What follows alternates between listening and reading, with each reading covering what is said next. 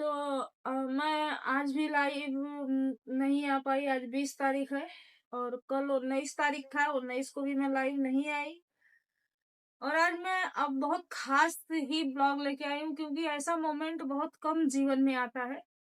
और जब इंसान जिंदगी से हमेशा के लिए चला जाता है ना, तब बहुत सारी बातें आती हैं, याद आती हैं उनसे जुड़ी हुई, जो कि जीते जी नहीं याद आ पाती हैं। हाँ, मेरा इनसे जो कनेक्शन है वो बहुत कम समय के लिए था, लेकिन बहुत ही अच्छा था।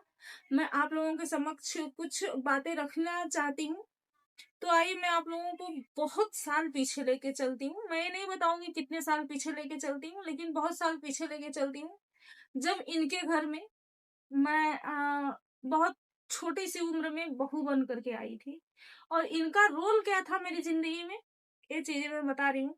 हालांकि बोलने बोलने का अभी इच्छा नहीं हो रहा है, लेकिन हमारी मजबूरी है, हमें बोलना भी पड़ रहा है, हमें काम भी करना पड़ रहा है, हमें सब कुछ करना पड़ रहा है। ये हमारी मजबूरी है, जो कि हर कोई नहीं समझ सकता है।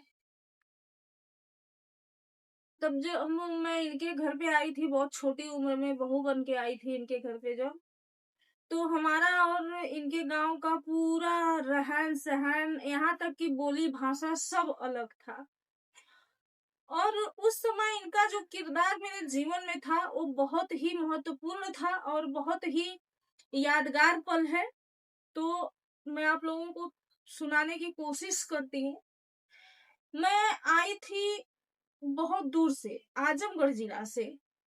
आजमगढ़ जिला से भी मेरा जो घर था वो 150 मीटर के लगभग 150 किलोमीटर दूर है। गांव जो है, मेन जो गांव है, जो वहां के होंगे उनको पता होगा, महनाजपुर, सिधौना, चाकीडी, परसौना। ये एक कुछ लोगों को पता होगा, जितने हमारे यूट्यूब फैमिली है उसमें से कुछ लोगों को पता होगा। तो वहां से मैं जो है कि मिर्जा मुराद आई थी। बहुत दूर है, बहुत दूर है। और बहुत छोटी थी, पहली बार इस कदर माँ बाप को छोड़ी थी कि मतलब अब जैसे कि ये एहसास हो जाता है कि हम इस घर के अब मेहमान हो चुके हैं। एक घर हमारा पराया हो चुका है, माँ बाप पराये हो गए, सब कुछ पराया हुआ है, सब कुछ छोड़ के आजीवन के लिए हमें जाना है। ये चीज हमें कहीं ना कहीं पता था। तो जब मैं इनके घर पे आई, तो कुछ लोगों का किरदार तो बहुत घटिया था, बहुत घटिया था। जैसे कि मैं जैसे ही आई, 1 घंटे बाद ही जो इनकी बड़ी बहू थी वो बोले कि कपड़ा चेंज कर लो और रसोई में चलो। मात्र 1 घंटे बाद की बात है। और जब मैं रसोई में गई, जब मैं गई कपड़ा चेंज करने, तो बोली लाओ साड़ी पहना दो। मैं बोली नहीं, मुझे साड़ी पहनने आता है। तो उसपे वो तुरंत टोन कसी। सिर्फ 1 घंटा वहां मुझे गए हुए हुआ था। तो बोले कि आजकल लड़कियों की क्या कहना, आजकल के लड़कियों को तो भाई सब कुछ आता है, साड़ी पहनना भी आता है। मैं भाई नई नई थी, हमें कुछ उस बच्चा थी, मुझे बोलने बोलने का ढंग भी नहीं था। तो मैं हंस मुस्कुराई और टाल दी बात को, तो टाल दी। फिर इसके बाद हमें उस समय में ना किचन नहीं हुआ करता था, उस समय में रसोइया हुआ करता था। चूल्हे का मतलब मिट्टी का चूल्हा हुआ करता था, रसोइया हुआ करता था। तो मैं रसोइया में गई, तो हमें बहुत बड़ा सा एक बहुत जगह भगोना कहा जाता है, लेकिन हमारे यहाँ टोप कहा जाता है। तो बहुत बड़ा टोप चढ़ाया हुआ था, उसमें क्या था, कढ़ी था या सब्जी था, मुझे ठीक से याद नहीं है, शायद सब्जी था।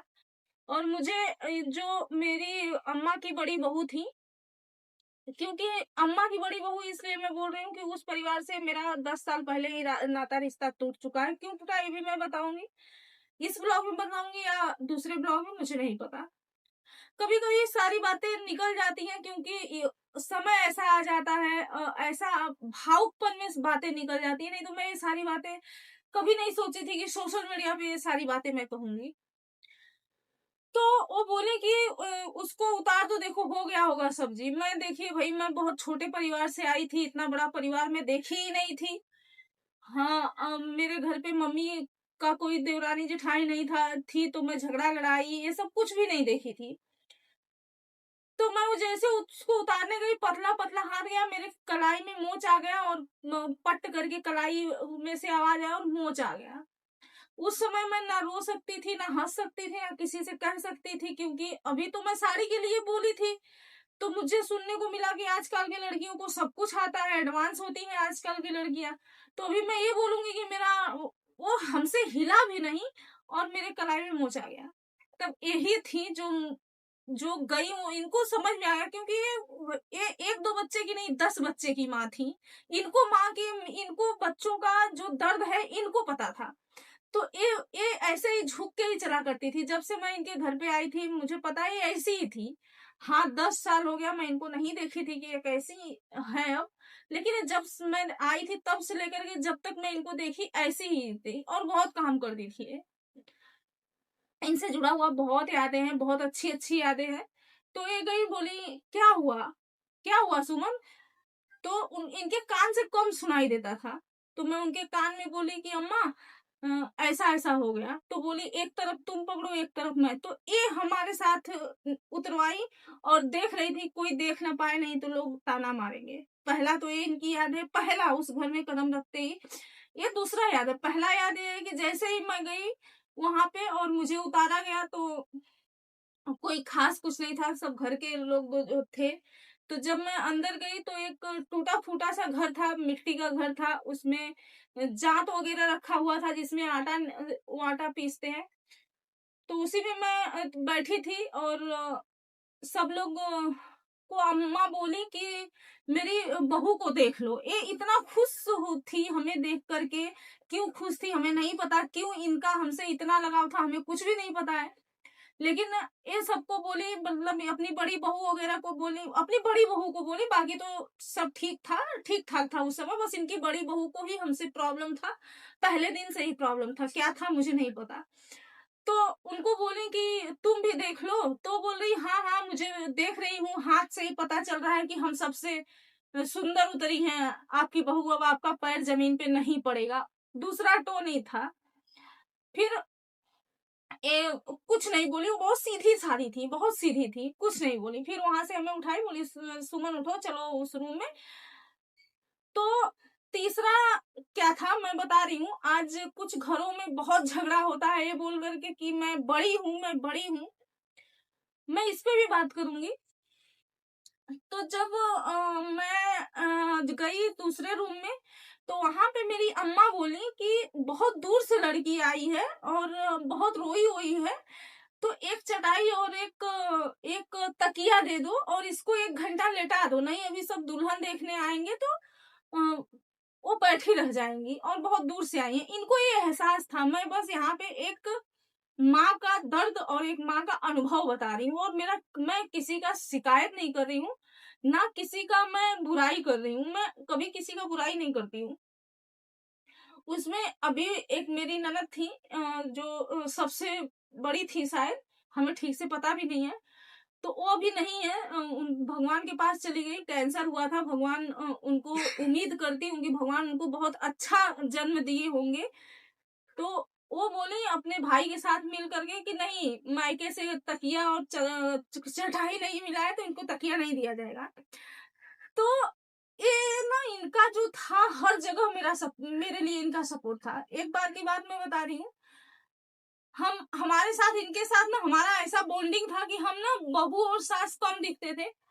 हम जैसे लगता था कि हम लोग बेटी माँ है या सहेली है या क्या है, हमें भी नहीं पता। ये जोड़ी कैसी थी हमें नहीं पता। एक बार की बात है कि आजकल बहुत कुछ होता है, लेकिन एक बार की बात है कि मेरे बाबूजी को सुबह 6 बजे चाय चाहिए होता है, चाहिए होता था, सॉरी चाहिए होता था।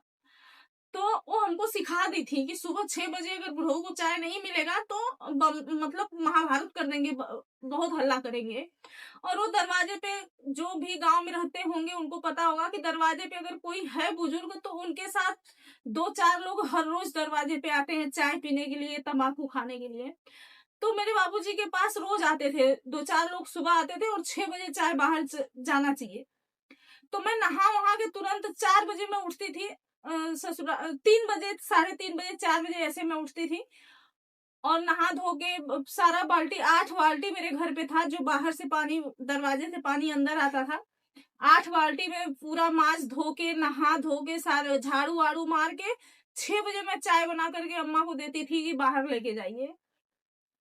तो उस समय की बात क्या है पता है, अम्मा ना नहाने जाती थी, उनको पानी-वानी में भर देती थी, जब अंधेरा रहता था तभी मैं पानी-वानी सब भर देती थी। तो जब अम्मा नहाने जाती थी ना, मेरे पास समय नहीं होता था ये सब, क्योंकि घर बहुत बड़ा था, तो झाड़ू-वाड़ू लगाने में, बर्तन धोने में और नहाने धोने में 8 बाल्टी माँजने में और फिर 8 बाल्टी बाहर से पानी लाने में समय हो जाता था, तो मैं साड़ी धोना भूल जाती थी। तो मेरी अम्मा जब नहाने जाती थी तो ये मेरी साड़ी धोती थी। तो मैं एक दिन जो है कि देखी, मैंने, अम्मा ये क्या कर रही हैं आप? ये तो मैं नर्क में जाऊँगी। तब अम्मा बोली, तुम मेरी बहू नहीं, तुम मेरी बेटी हो। तो तुम सबका इतना करती हो, अगर मैं तुम्हारा एक साड़ी पानी में से निकाल दी तो क्या पाप तुमको लग जाएगा? फिर उस दिन से मैं बोली, नहीं अम्मा, अपना कसम दी। एक ही दिन की ये बात है लेकिन मुझे याद है। फिर मैं अपना कसम दी कि नहीं अम्मा, आज के बाद आप ऐसा मत करना, क्योंकि मेरी मम्मी बोलती है कि सास और ननद देवी होती हैं तो मैं नर्क में जाऊंगी, तो आप ऐसा अब भी मत करना। तब से अम्मा छोड़ी थी। एक बार की बात है कि मैं बीए का फॉर्म भरी थी। तो मैं फोटो, मुझे पासपोर्ट साइज का फोटो चाहिए था, तो मैं अम्मा के साथ जा रही थी। और मैं आप लोग को बता दूं कि जब मैं इनके घर पे उतरी थी ना, तो कई गांव में शोर था कि जो है कि इनकी बहू आई है, एक बड़ी सुंदर है। तो हमें बहुत लोग देखने बस इसलिए आते थे कि इतना हल्ला हो गया था कि बड़ी सुंदर है उनकी बहू। तो और एक तो शकल से मैं ठीक ठाक थी, गांव में हल्ला था, कई गांव में शोर था कि इनकी बहू बड़ी खूबसूरत है, तो लोग देखने आती थी। एक ये था कि जब कोई, जैसे कि हमारी मम्मी का दिया हुआ संस्कार है, मैं मम्मी को देखी थी जो कि मेरी मम्मी के यहाँ मेरी बुआ लोग आज भी आती हैं, तो मेरी मम्मी स्टील के थाली में पैर धोती हैं और वो पानी पूरे घर में छिड़कती हैं, उसके बाद साफ जगह पे गिराती हैं। अगर हम 4 भाई में बहन में से कोई नहीं है तो मम्मी धोती हैं, और हम 4 भाई में बहन में से कोई होता है तो हम, कोई भी हमारा भाई भी धो देता है या हम लोग धो देते हैं। मम्मी की ननद का भी, मम्मी की ननद के बेटे बेटी का भी। ये हमारे यहाँ का प्रथा है, ये हमारे मम्मी के ससुराल का प्रथा है। तो मैं वो सीखी थी, जो देखी थी वो सीखी थी। तो मेरी ननद आई थी, मेरी नंदोई आए थे, मतलब अम्मा के दामाद और अम्मा के बेटी। तो मैं तुरंत जो देखी थी वही की। तो इसका भी बहुत चर्चा हुआ था कि बड़ी पढ़ी लिखी भी है, शहर में रहती है, लेकिन तो बड़ी संस्कारी है, सुंदर भी है, संस्कारी भी है। फिर जब शाम को एक अम्मा से आती थी, बूढ़ी थी, मिलने के लिए, मुझे नहीं पता वो कौन थी। तो मैं अम्मा का बाल वाल झाड़ती थी, सिंदूर करती थी, पैर कलर करती थी, तो अम्मा बस आंख से इशारा करती थी कि इनका भी। तो मतलब अम्मा का तारीफ होता था, मेरी माँ का तारीफ होता था। और उस समय मैं बहुत चर्चा में थी, जब मैं वहां पे बहू बन के आई थी। सिर्फ ये चर्चा था कि बड़ी संस्कारी, और मेरी ननद लोग ऐसी थी कि गांव में घूम के बताती थी कि नहीं, जो ये मेरी भौजाई आई है ना, बहुत सुंदर है, बहुत संस्कारी है, पढ़ी लिखी है, और कोई काट नहीं सकता।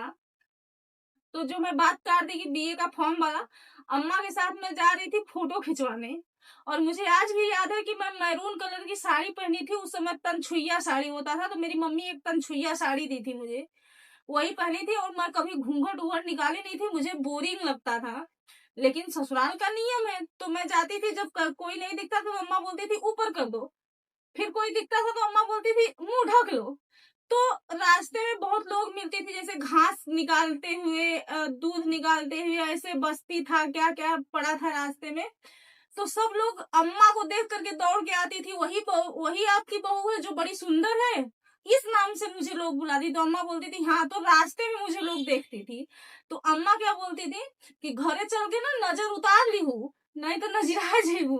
तो फिर ऐसे करके अम्मा मेरा फोटो खिंचवाई और फोटो लेके आई। हाँ, मैं बीए नहीं कर पाई, ये मेरा दुर्भाग्य था, लेकिन ये माँ का बहुत सारी याद है। अभी तो मैं ये बस 1% बताई हूँ, और भी बहुत सारा है।